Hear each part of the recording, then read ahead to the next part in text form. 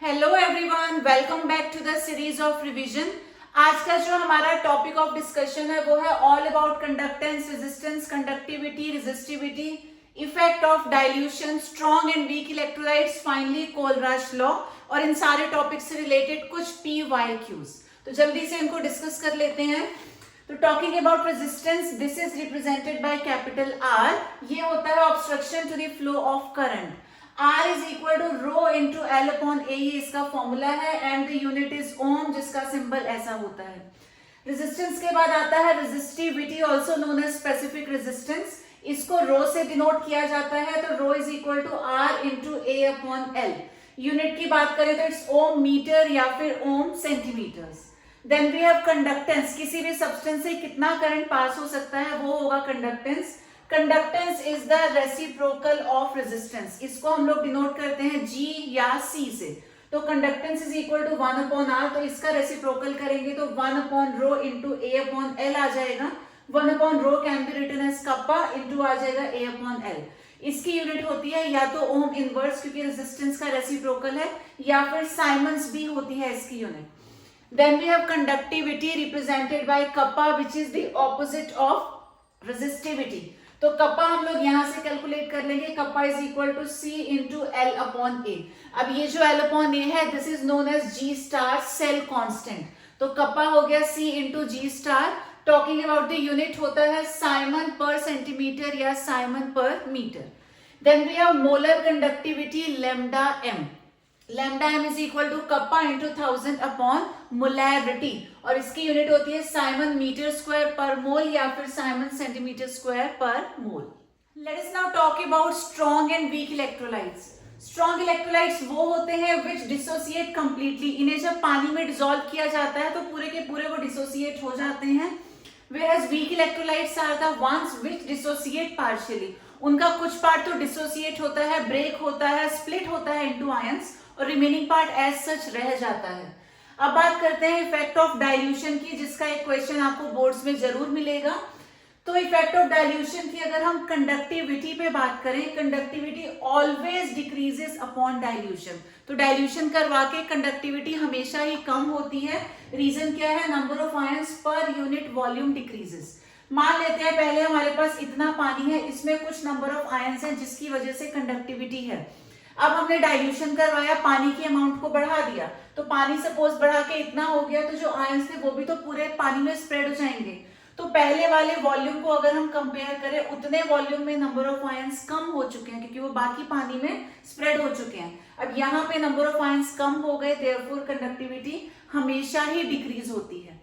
On the other hand, अगर हम बात करते हैं मोलर कंडक्टिविटी की, this always increases with dilution, इसका एकदम ऑपोजिट है। तो मोलर कंडक्टिविटी हमेशा ही राइज हो जाएगी, क्योंकि वहां पे नंबर ऑफ पार्टिकल्स कभी भी कम नहीं होते। मोलर का मतलब 1 मोल, तो पार्टिकल्स आपको 1 मोल ही कंसिडर करने हैं, एरिया चाहे इतना हो चाहे इतना हो, क्योंकि नंबर ऑफ पार्टिकल्स सेम रहेंगे। जितना मर्जी आप पानी मिला लो, नंबर ऑफ पार्टिकल्स में कोई चेंज नहीं आएगा, 1 मोल ही लेने हैं। बट क्या होगा, ज्यादा पानी मिलाने से मूवमेंट बढ़ेगा, तो molar conductive will always increase. यहां अगर हम सेपरेटली बात करें स्ट्रॉन्ग और वीक इलेक्ट्रोलाइट्स की, तो स्ट्रॉन्ग इलेक्ट्रोलाइट्स के पास already maximum number of ions होते हैं, क्योंकि हमने बोला ना दे डिसोसिएट कंप्लीटली। तो इनके पास जितने आयंस बनने थे ऑलरेडी हैं, उसमें कोई चेंज नहीं आएगा। सिर्फ क्या होगा, एक्स्ट्रा पानी ऐड करने से मोबिलिटी बढ़ जाएगी, मूवमेंट बढ़ेगा। तो इसीलिए अगर हम ग्राफ प्लॉट करते हैं between lambda m and under root c, तो वी कैन सी जैसे जैसे कंसेंट्रेशन कम होती है वैसे वैसे लैम्डा m बढ़ती है, लेकिन स्लाइट इंक्रीज, बहुत ज्यादा इंक्रीज नहीं है, थोड़ा सा इंक्रीज हमको दिखाई देता है। अगर हम लैम्डा m नॉट फाइंड करें, लैम्डा m नॉट होती है मैक्सिमम वैल्यू, तो we can find it by extrapolation. इस ग्राफ को पीछे की तरफ एक्सटेंड कर देंगे, तो जहां पे ये इंटरसेक्ट करेगा, this will be known as lambda m naught. वहीं अगर वीक इलेक्ट्रोलाइट्स की बात करें, तो ये पार्शियली डिसोसिएट होते हैं। जैसे हम और पानी इसमें ऐड करेंगे तो ये और ज्यादा डिसोसिएट हो जाएंगे, तो यहाँ पे नंबर ऑफ आयंस बढ़ेंगे। सेकेंडली, नंबर ऑफ आयंस बढ़ने के साथ साथ उनका मूवमेंट भी तो बढ़ेगा, पानी बढ़ गया तो मूवमेंट भी बढ़ेगा। तो यहाँ 2 फैक्टर्स हैं जो इंक्रीज हो रहे हैं, उसकी वजह से जो लैम्डा m है वो सडन इंक्रीज होता है। तो यहाँ भी अगर lambda m under root c में हम लोग ग्राफ प्लॉट करते हैं तो काफी ज्यादा डिफरेंस है। जैसे जैसे कंसेंट्रेशन कम हो रही है, डाइल्यूशन बढ़ रहा है, lambda M is increasing, but यहाँ पे all of a sudden increase आ जाता है। यहाँ अगर हम लैम्डा एम नॉट फाइंड करें तो extrapolation is not possible. You can see ये दो लाइंस बिल्कुल पैरेलल जा रही हैं, कहीं वो इंटरसेक्ट करेंगी ही नहीं एज द प्रीवियस केस। तो हम लोग एक्स्ट्रापोलेशन से तो लैम्डा एम नॉट फाइंड नहीं कर सकते, इसीलिए यहाँ पर हमें यूज करना पड़ता है Kohlrausch law, which is for weak electrolytes. The next is just an equation, Debye-Huckel-on-Sager equation. ये होती है lambda M is equal to lambda M naught minus A under root C. तो ये हो गया मोलर कंडक्टिविटी, ये होता है लिमिटिंग मोलर कंडक्टिविटी, यानी कि molar conductivity at infinite dilution. A होता है कांस्टेंट और सी हो गया concentration. You just need to learn this equation. उसके बाद let us talk about Kohlrausch law. तो ये जो कोलराश लॉ है, this is used to calculate limiting molar conductivity, also known as molar conductivity at infinite dilution. या तो हमें ये टर्म यूज करनी पड़ती है इनफाइनाइट डाइल्यूशन, या फिर हम सीधा लिमिटिंग वर्ड यूज कर सकते हैं, both of them are the same. तो चाहो तो आप लिमिटिंग मोलर कंडक्टिविटी बोलो या simply molar conductivity at infinite dilution. तो कैसे कैलकुलेट होता है, लैम्डा एम नॉट या लैम्डा एम जीरो से उसको शो करते हैं, इनफाइनाइट का साइन भी शो कर सकते हैं और नॉट भी शो कर सकते हैं। This is equal to the sum of limiting molar conductivity of its cation and anion. इनका हम लोग सम ले लेते हैं again at infinite dilution. For example, अगर हमारे पास एसिटिक एसिड है, आपसे बोला जाए इसके लिए लैम्डा एम नॉट फाइंड करिए, तो दिस इज इक्वल टू, ये अगर हम ब्रेक करेंगे तो दो आयंस मिलेंगे, CH3COO negative and H positive. तो दोनों ही आयंस को हमने सेपरेटली यहाँ पे लिखा, तो lambda M naught of acetate plus lambda M naught of H positive. Similarly अगर आपसे CaCl2 को कैलकुलेट करने को बोला जाए तो इसके भी दो पार्ट्स ब्रेक कर देंगे, कैल्शियम और क्लोरीन को अलग अलग कर देंगे, तो it can be written as lambda M naught of, हमें मिलेगा कैल्शियम और दो मिलेंगे क्लोरीन, तो 2 लैम्डा एम नॉट आ जाएगा Cl नेगेटिव। चार्जेस हमेशा क्रॉस मल्टीप्लाई होते हैं, इसका चार्ज इसके ऊपर आएगा पॉजिटिव फॉर्म में और इसका चार्ज इधर आ जाएगा नेगेटिव फॉर्म में। तो lambda M naught of Cl2 positive plus 2 into lambda M naught of Cl negative. इसके अलावा अगर हम बात करें other applications of Kohlrausch law की, तो first of all it is used to find the degree of dissociation. Alpha हम लोग फाइंड कर सकते हैं, alpha is equal to lambda m upon lambda M naught, किसी भी कंसेंट्रेशन पे molar conductivity divided by limiting molar conductivity. We can also find dissociation constant K, तो जो K होता है that is equal to C alpha square upon 1 minus alpha. Alpha यहां से calculate कर लेंगे, then we can find C।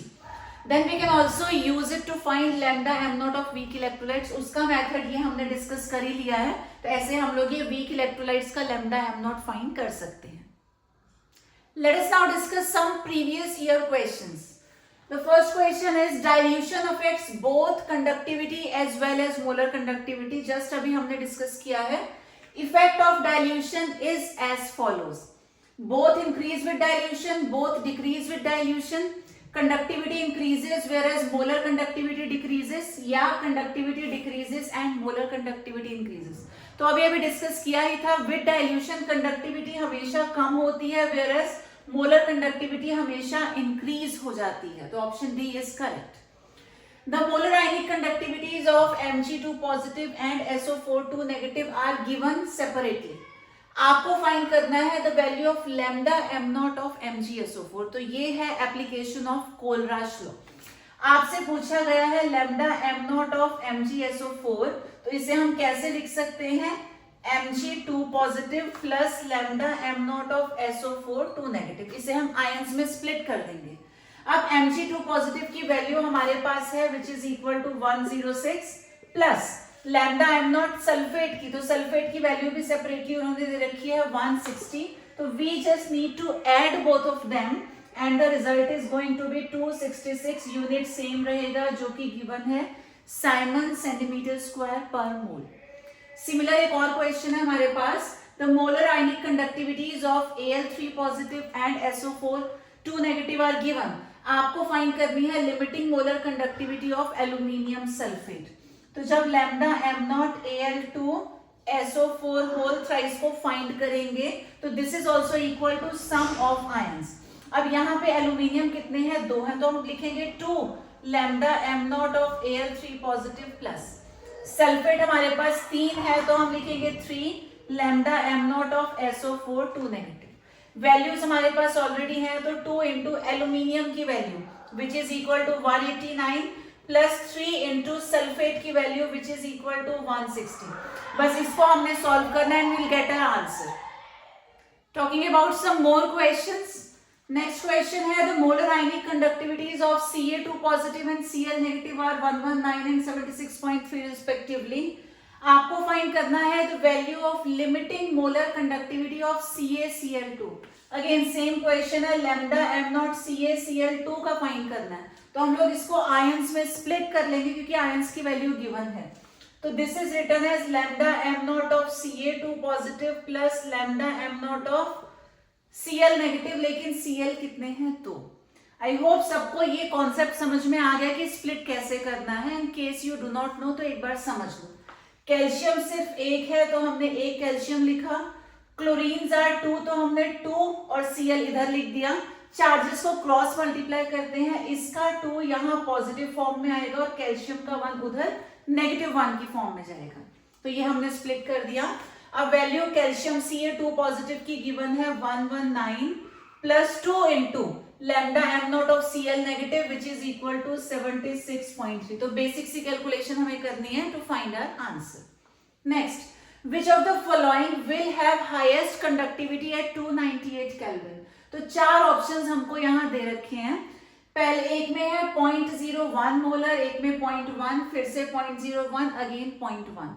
तो जो कंडक्टिविटी होती है ये कंसंट्रेशन के डायरेक्टली प्रोपोर्शनल होती है।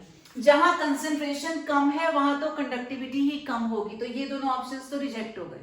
अब हमारे पास 2 ऑप्शंस बचते हैं, दोनों में कंसंट्रेशन इक्वल है 0.1। But out of HCl and CH3COOH ये है strong electrolyte, whereas acetic acid is a weak electrolyte. तो जो स्ट्रॉन्ग इलेक्ट्रोलाइट है इसकी कंडक्टिविटी ज्यादा होगी, therefore option B is the correct one. Next, which of the following solutions of KCl will have highest value of molar conductivity? Lambda m की बात हो रही है। अब ये चारों सॉल्यूशंस इस बार KCl के ही हैं तो स्ट्रॉन्ग और वीक जैसा हमें कुछ चेक नहीं करना। We just need to use these concentration values. Before that आपको ध्यान से क्वेश्चन रीड करना है कि बात सिर्फ कंडक्टिविटी की है या मोलर कंडक्टिविटी की है। लैम्डा एम का फॉर्मूला होता है कप्पा इंटू 1000 अपॉन मोलैरिटी, यानी कि जो लैम्डा एम है it is inversely proportional to molarity. Conductivity में जितनी ज्यादा कंसंट्रेशन उतनी ज्यादा conductivity, but lambda M is inversely proportional to molarity. तो जितनी ज्यादा कंसंट्रेशन होगी लैम्डा एम उतना ही कम हो जाएगा।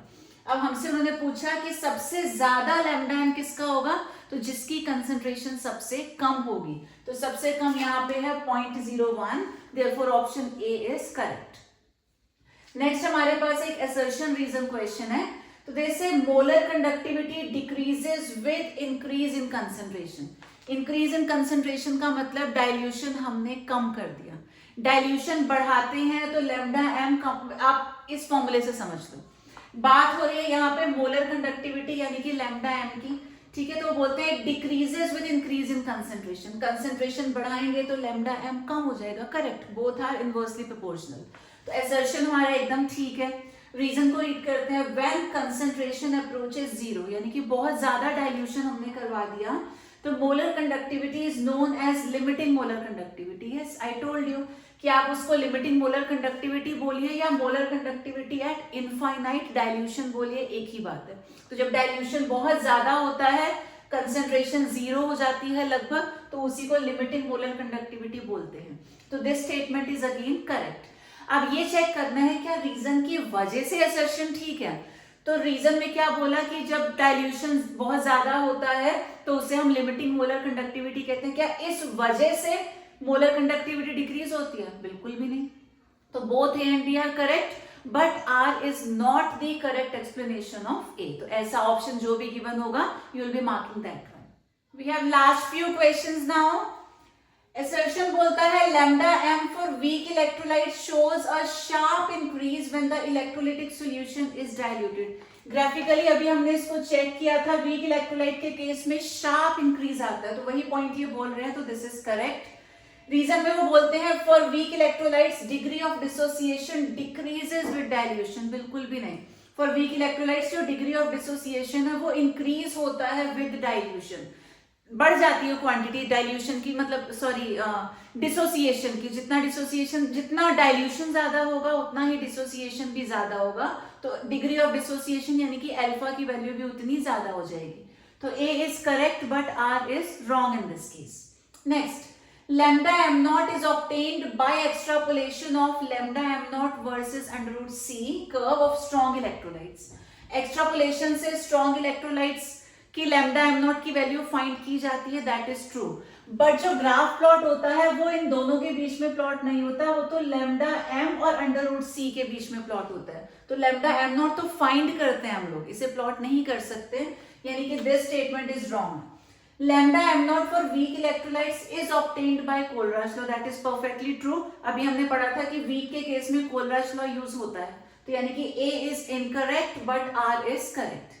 Finally the last question, assertion कहता है conductivity of an electrolyte increases with decrease in concentration, बिल्कुल भी नहीं। कंसंट्रेशन कम हो जाएगी तो आयंस कम हो जाएंगे, कंडक्टिविटी भी कम हो जाएगी, वो इंक्रीज नहीं होगी, तो this point is wrong. Reason है कि number of ions per unit volume decreases on dilution, that is correct. हम पानी बढ़ाएंगे तो आयंस जितने थे वो पूरे में स्प्रेड हो जाएंगे, तो उस पहले वाले रीजन में तो कम हो जाएंगे ना, तो number of ions per unit volume decreases, this statement is true, यानी कि A is incorrect but R is true. तो स्टूडेंट्स कीप प्रैक्टिसिंग, जितने भी ये क्वेश्चंस हैं अच्छे से इनको रिवाइज करते चलो, सो दैट बोर्ड्स तक सब कुछ प्रिपेयर हो जाए and you do not find any difficulty.